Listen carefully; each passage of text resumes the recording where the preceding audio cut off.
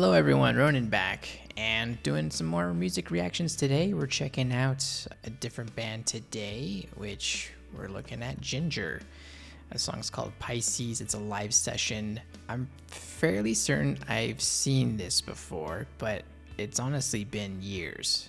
And the only thing I can remember is that the vocalist has a very gnarly growl. I don't remember how the song goes at all. And so, but I just know I've heard the name and that I think I had seen the video at some point.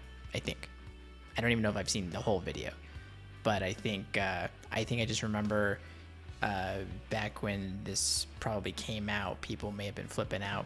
They're like, dude, you gotta hear this vocalist. It's crazy. So yeah, I feel like this is gonna be fairly fresh for me. So we're gonna go ahead and dive on into it. We've been doing a whole lot of metal.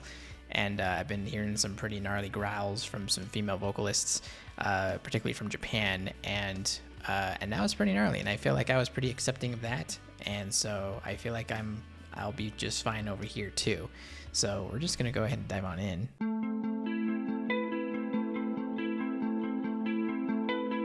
Ooh, I like her hair.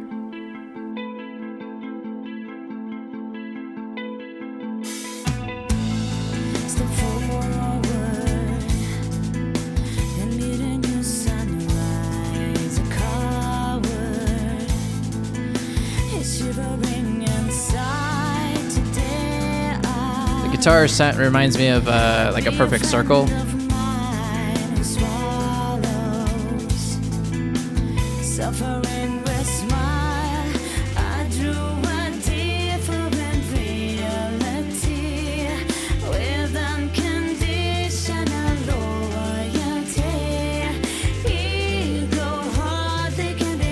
I feel like this is all a ruse, and I'm gonna get my face melted here in a moment.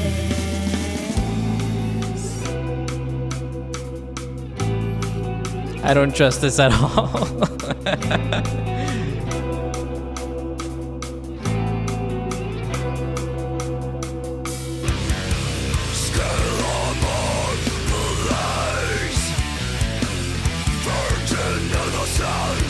Jeez.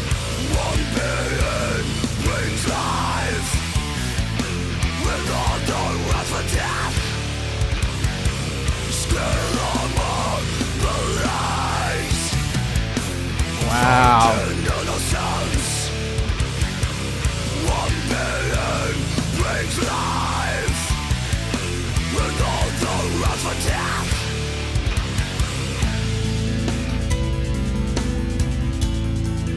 Wow. I can see why people flipped out initially, because her singing voice and her screaming voice are the tonal difference, other than the obvious one screaming and one singing, the tone in it changes drastically. It doesn't even sound like it's coming from the same person. Like when I'm just watching it, I'm just like, I think they just like overdubbed this person. That's how different it sounds from her regular singing voice. And I think that's what's so, for lack of a better term, jarring. But I don't mean that in a negative connotation, but it's like, wow, okay, I'm intrigued.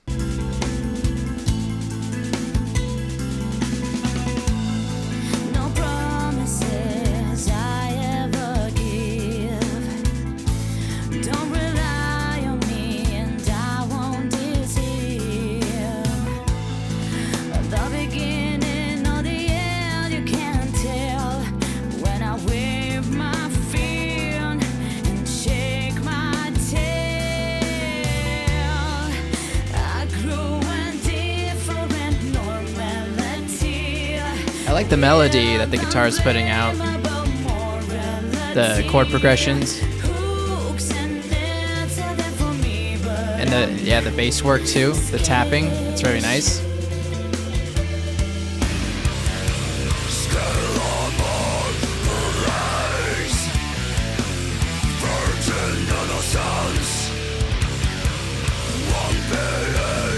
Nice.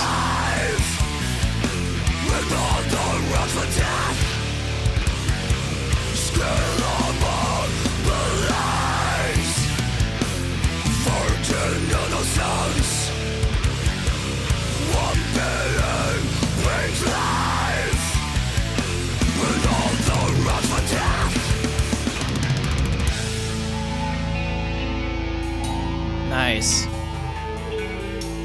Really interesting drum patterns in there.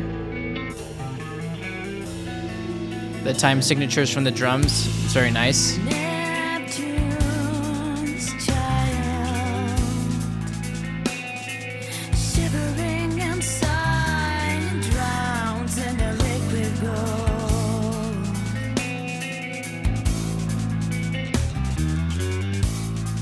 Nice. I like that. Cherish his life to the underworld.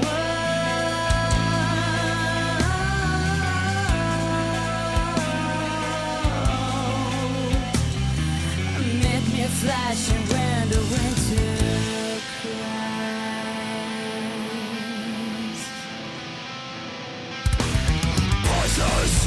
Oh.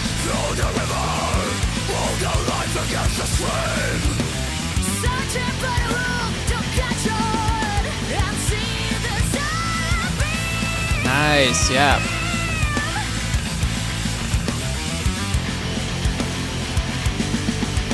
Don't suffocate in painful tortures, long-cutting tables of callous men, wandering on of phantom butchers. Emeralds are whipped away. Emeralds are whipped away. Emeralds are whipped away. Emeralds are whipped away. Nice. Oh, I like that. I like that at the very end. Huh, wow. That made me go through a bit of, not a roller coaster, but my emotions themselves just kind of went for a drive with that. You know, first, the vocalist, it's amazing that she can do that scream using the tone that she's using. I hate to say that that she sounds like a guy, because that's kind of like the typical response, but it does have a very like male vocal tone to it. It's just amazing that she's able to produce that.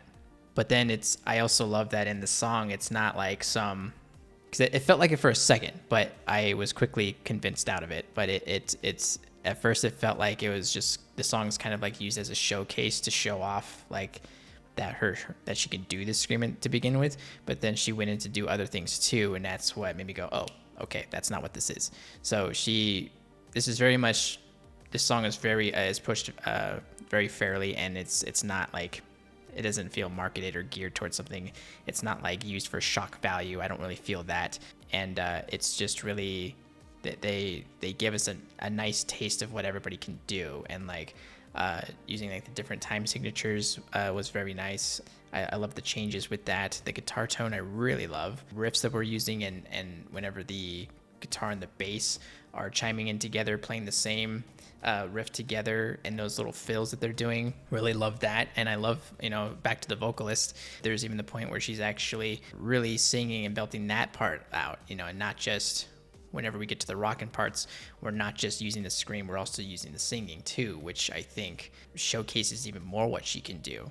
And I was actually not relieved necessarily, but it just felt like for a second there, I was like, okay, when we're soft, she just sings, and then when we go hard, she screams, but it's cool that whenever we do go hard, she can sing at the same time and do that. It doesn't have to just be screaming. I like her level of versatility, and the band too is actually quite good too. Very, very tight.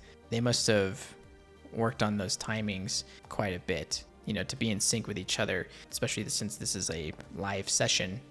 They were able to just pull all that off, and it sounded very clean. So I feel like this band is very talented. The drummer wasn't just playing your typical 4/4.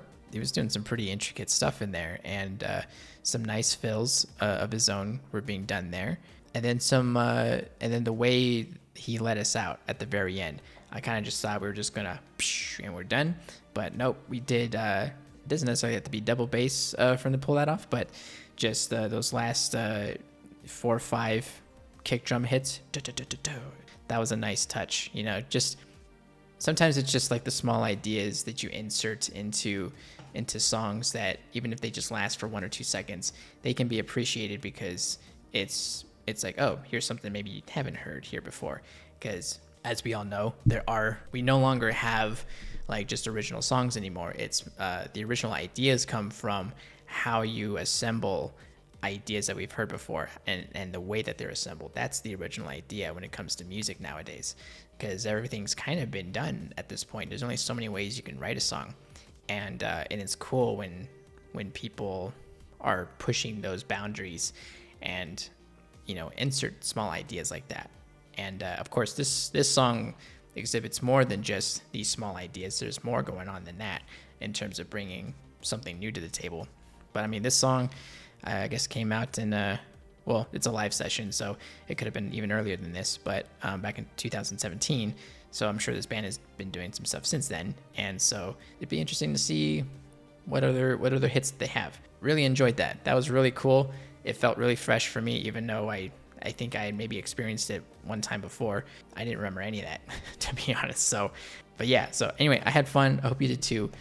Feel free to let me know what else of Jinjer you want me to listen to, and I'll be happy to check it out. And I'll see you next time.